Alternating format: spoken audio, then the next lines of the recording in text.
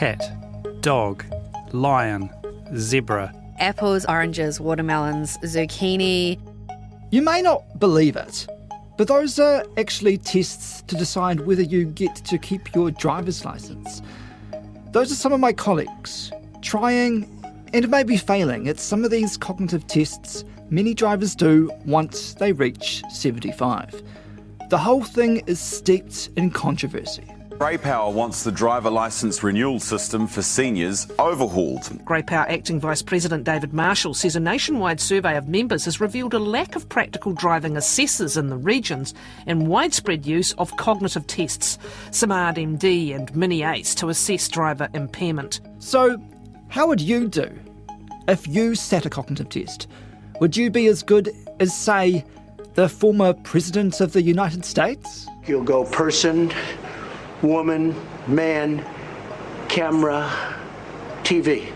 I do it because I have a good memory, because I'm cognitively there. I even got tested myself to see if I'm cognitively there.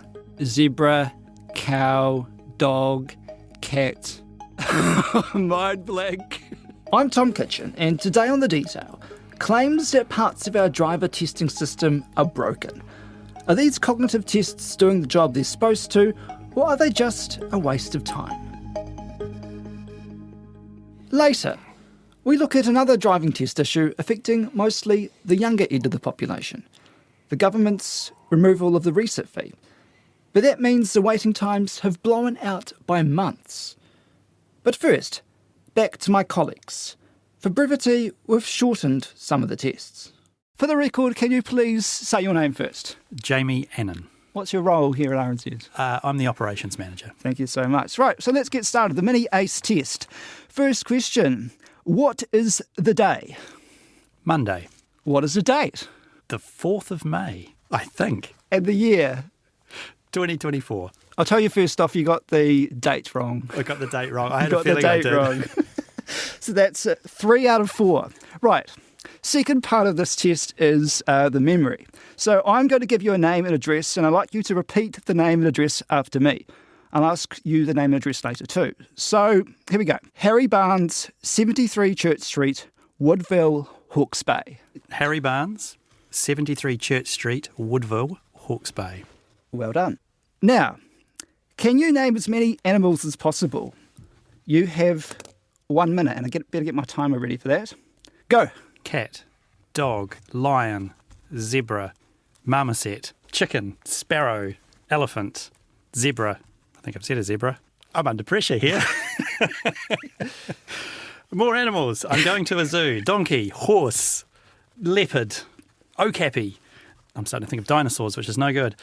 Brain freeze. I think that's an animal. No, it's not an animal. That's terrible. Ostrich, emu, koala, Tasmanian devil, iguana, lizards. Let's go through some lizards, shall we? Time's up. Okay. Time's up. 17. You get 5 out of 7 for that one. 5 out of 7. That's yeah, not great. okay. Now, the address that we asked before. Tell me what you remember about that name and address. It was a Mr. Barnes, 73 Church Street, Woodville, Hawke's Bay. Do you remember his first name? I think it might have been Robert. Okay. 6 out of 7. His name was Harry. Harry. Let's see how you went on that test, shall we? At what point are you taking my licence off me here, Tom? We'll see how you go first, shall we? This is when I find out I've got serious cognitive decline and I need to take a little walk around the block. Right. I've got your results here. You're not too far off in your assessment of yourself. I'm quite concerned. You got 20 out of 25. Mm-hmm. That falls in the category of mild cognitive impairments. Okay, excellent. You should be sent to a referral for a driving assessment. That's terrifying, Tom. How do you feel about that? Quite disturbed, to be fair. Maybe I should be going for another test. How old are you, if you don't mind me asking? I turned 50 this year. Right, okay. So you've got another 30-ish years until you have to do these tests? According to this test, I probably don't have any more time. And that was the Mini-ACE test. Now, for our second test subject, Ali Ventura, an executive producer at RNZ. She's just turned 33. We're doing a different test, the Simard-md. Let's start this with the word list. So I will now slowly read you a list of 10 words. When I have finished, please repeat as many of these words as possible. The order doesn't matter. Okay. Apple, ink, nail, bird, book, ticket, tree, chair, house, ship. Right, are you ready? Apple, ink, nail, bird, oh my God, tree, ship, chair? Oh, I had this whole system and now my system is gone. How many more do I need? Well, we'll probably end it there. Okay. Now, this is the second part. Please name as many of these things as possible that you can buy in a supermarket. You have 1 minute to do this. Let's go. Okay, apples, oranges, watermelons, zucchini, potatoes, onions, nuts, chickens, beef, lamb, shapes of biscuits and crackers and milk and cream and cheese and like lots of different types of cheese and lollies and chocolate, Coke, drinks. You can also get booze in some supermarkets. You can also get bakery items. You can get breads. You can get Vogels. You can get bagels. You can also get ice cream and frozen dinners and frozen berries and fresh berries and also tea towels. I just went through all of this. I'll give you that tea towel one. Okay, great. You got 30, so that's exactly as many as we needed. Oh, so that's brilliant. full marks. Okay, great. Right. Now, at the beginning of this test, I read you 10 words. Tell me as many of those words as you can, please. Oh, okay. Apple, ink, nail, bird, book, ticket, tree, the elusive 8th one, house, ship. What's the elusive 8th one? I don't know. What is it? Can you tell me? It was chair. Chair. Okay, great. Gotcha. Right, let's see how you went with this one. Okay, so 102 out of 110. Oh, okay. Well Pretty done. good. I think that's more like an A, but That's whatever. certainly a pass. So Okay, great. well done. You did very well. Oh. Thank you for bearing with us, Ellie, while we did that. Appreciate it. It might be worth briefly explaining. Waka Kotai, a.k.a. NZTA, told us when you turn 75, you need to present a medical certificate from your GP, confirming you're fit to drive. Then from age 80, you've got to do it every 2 years. When I heard you talking about it, I was like, oh, this is the thing that my granddad has told me about before. So like independently, I'd be calling him about something else and he'd be like, okay, I have to do this test for driving again. And he would get really like not worried about it, but he was sort of annoyed about it because it's actually quite hard. He's just turned 90 and like that's the thing. Like I understand them doing these tests, right? It's really good. But at the same time, he was sort of, he's been driving for what, like 70 years? His mind is really great. I mean, he remembered my birthday yesterday, I'll tell you that much. Yeah, I've just heard him talk about it and I think he felt a little bit embarrassed by it or something. It just seemed a bit unfair. Cognitive tests can be part of that assessment, but they aren't mandated. And it's up to the GP to decide whether to use them or not. People underestimate the devastation that old people feel when they have to give up driving. It would turn my life upside down if I couldn't drive, if I didn't have my car. Really, it would be a devastation. I just think, help us if we need help. But looking for excuses to not give us our driving licence is a really bad move. That's our producer's mother, Claire Russell, who's now 81. I turned 80. I broadcast it loud and clear because, of course, a lot of my friends are very much in the same category, and they all started sharing these terrible stories about the things that they'd been asked to do. I approached the whole thing and with quite some trepidation, I don't mind saying. How many animals can you count beginning with A in 1 minute, and can you count backwards from 100 in sevens? What on earth that got to do with your driving? The only thing that I could think of, well, I suppose they have to test how mentally sharp you are in case a child suddenly runs out in front of your car.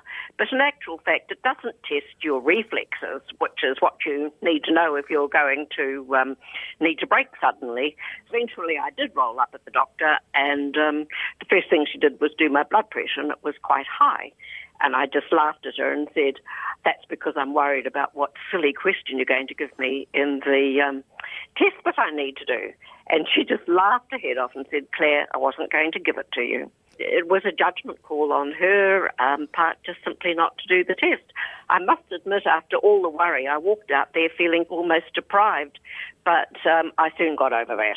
I understand some of your friends have been quite terrified about having to do this test. Well, they have, and that's why we hear all these stories. And, of course, the looming failure and people sort of saying, I'm off from the test today, I've memorised the date, I know who the Prime Minister is, what else do I need to know? And it's really, it's laughable if it wasn't so pathetic. Now, for someone that knows all about these tests, Gregory Winkelman is a director and clinician at Hinengaro Clinic in Auckland. Pretty sure we're the only dementia clinic in New Zealand. We specialise in cognitive problems, diagnosing them and helping people through the process. The two most talked about tests are the Mini ACE and the Simard-md. Both are derived from medical tests for conditions like dementia. The Simard is something we don't use. There's been a reasonable amount of research. A Canadian piece of research pretty much shot it down in terms of its usefulness for driving. The ACE3 is a very small version of the full ACE3, which is what we use. The problem with the ACE3 is that it doesn't measure all of the different domains that the full ACE does. It doesn't include the serial sevens, for instance. You start with a random number like 150, and you mentally try to subtract 7 from that number every second. So it's like 150, 143, 136, 129. The full ACE3 is out of 100. It takes much longer, which is why GPs don't do it. It takes something like 20 minutes, the extent of a GP's consultation normally. I have used the Simard when I was working for a DHB in dementia, and I didn't find it particularly useful. Now, the big problem, no matter what cognitive test you do, it's very limited in its ability to test a person's cognition in a clinical setting, because when you go to a GP or you go to anybody really, and you're sitting in their clinic and you think that your driving is on the line, you get incredibly anxious. And that really affects your concentration. It's called white coat syndrome. When you're in a clinical setting, your blood pressure goes up and your cognition goes down. Especially when it comes to people where the driving is in question. We see them in their own homes. Our assessment takes an hour and a half to 2 hours.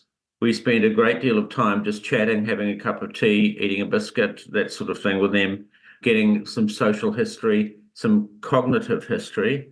And then towards the end of the visit or the assessment, then we do the cognitive test. Now, the cognitive test tends to be in the second tier of evidence we use. The most important evidence is what the patient themselves and the people who know the patient say about their functioning. It's really their functioning that's important. For instance, if somebody just has short-term memory problems, provided they're not too severe, but they're functioning fine in all other respects, if they can still use the internet, still use a smartphone, still do their banking, still cook a complicated recipe, that sort of thing, that's not dementia, and that is not going to affect their driving, or very unlikely to affect their driving. It's a mild cognitive impairment. So even if they fail the test and they're good in all those other situations, you'll still let them drive? Well, it depends on the degree to which they fail the test, but generally, yeah. We sometimes suggest to patients, if they fail the test and they're also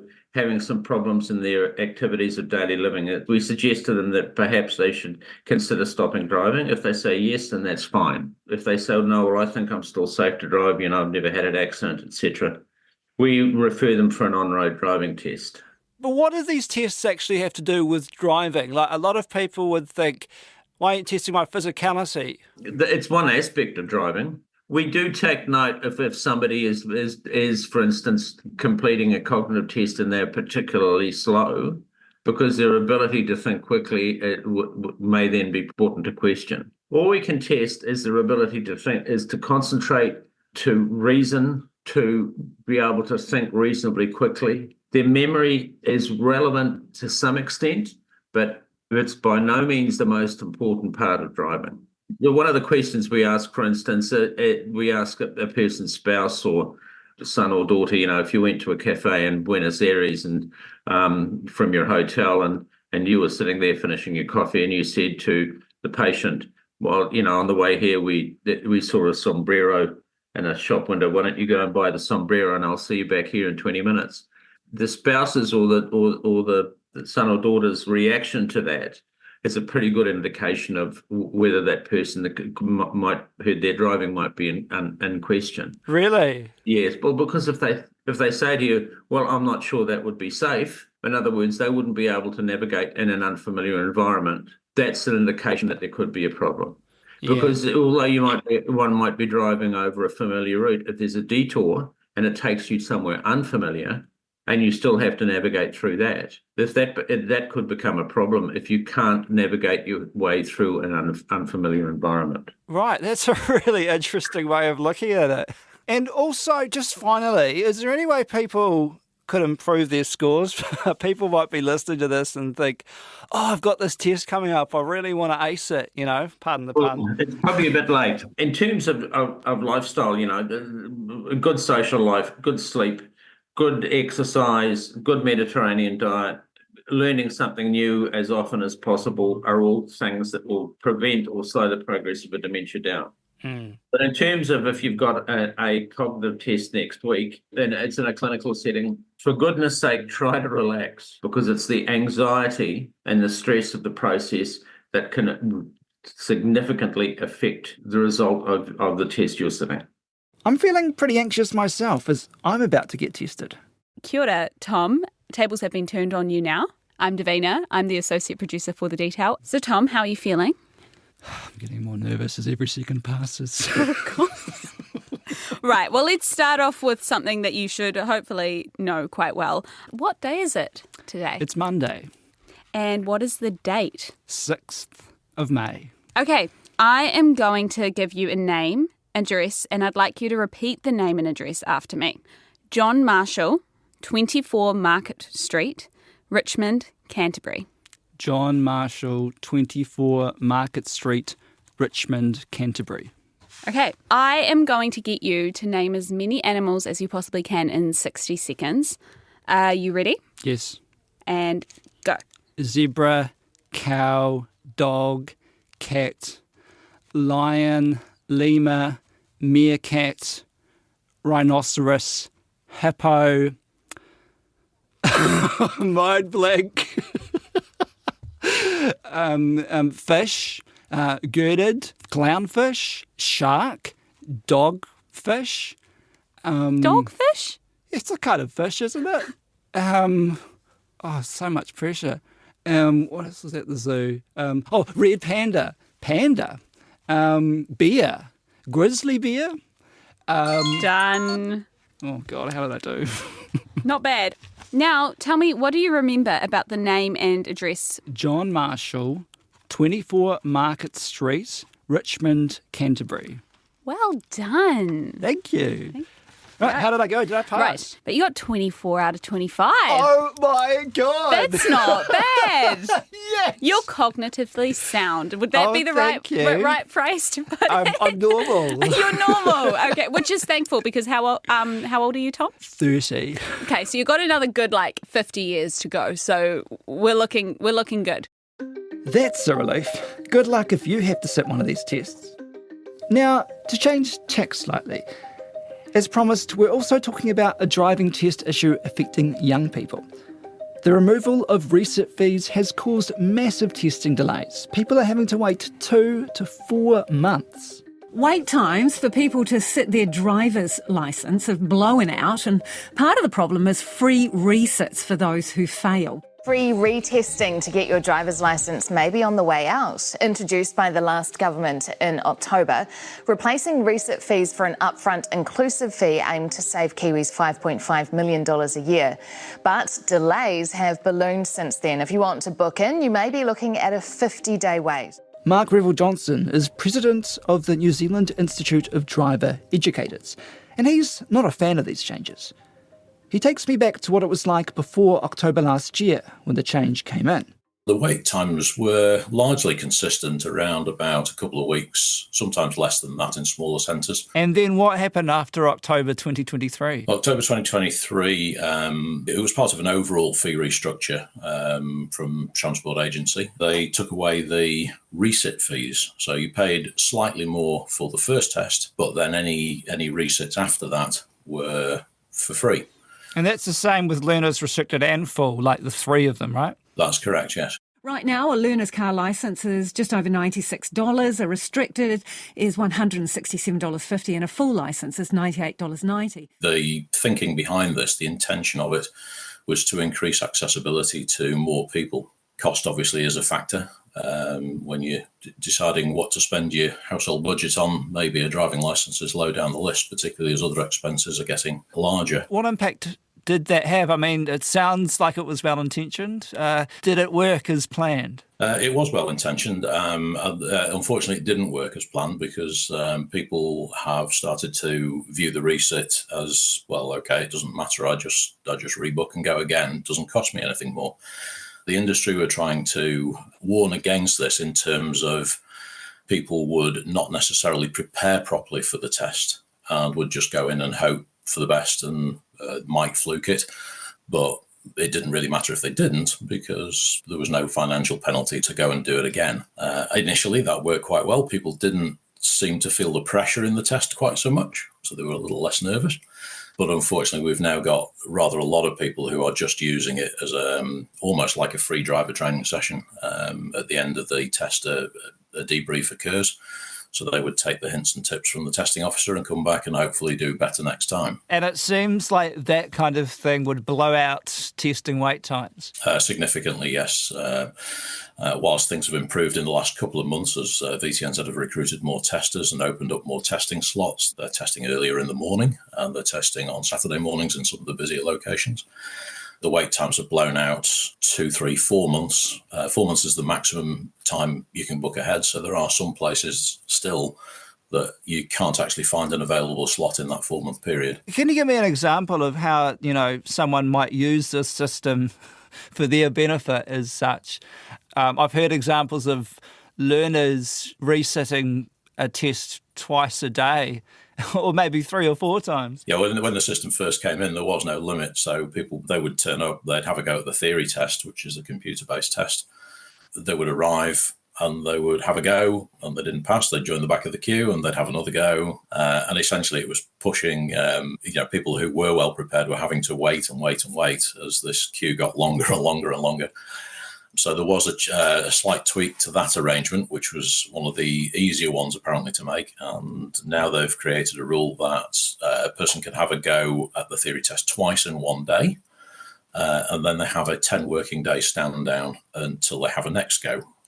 So basically, look, you've had to go twice, you're not prepared for it, go away, have a study and come back better prepared. Do you think this system is leading to better drivers on our roads? I think it has the potential to do exactly the opposite to that, Tom. In what way? If you keep turning up to a test without training and you just hope for the best, then there is the danger that you might just fluke it with just enough marks to scrape through. And if that's the case, then we're not really driving safely. You're only going to compound those habits later as you go through the years of your driving experience. This is obviously causing a bit of frustration, a bit of concern in the industry and among testers. What would you like to see happen? I mean, should we just bring these resit fees back? It's going to be a rock and a hard place, that one, Tom. It's bearing in mind the intention of removing them is to increase accessibility for people, particularly in terms of financial cost. Let's say, for example, we flip that on its head and we said you can have your first test for free, but then you pay for a resit. If you didn't pass that first free test, if money's an issue, are you then going to go back for a resit? And that kind of defeats the object. I think that would be a preferable system because it might convince people to prepare properly for the test in the first place.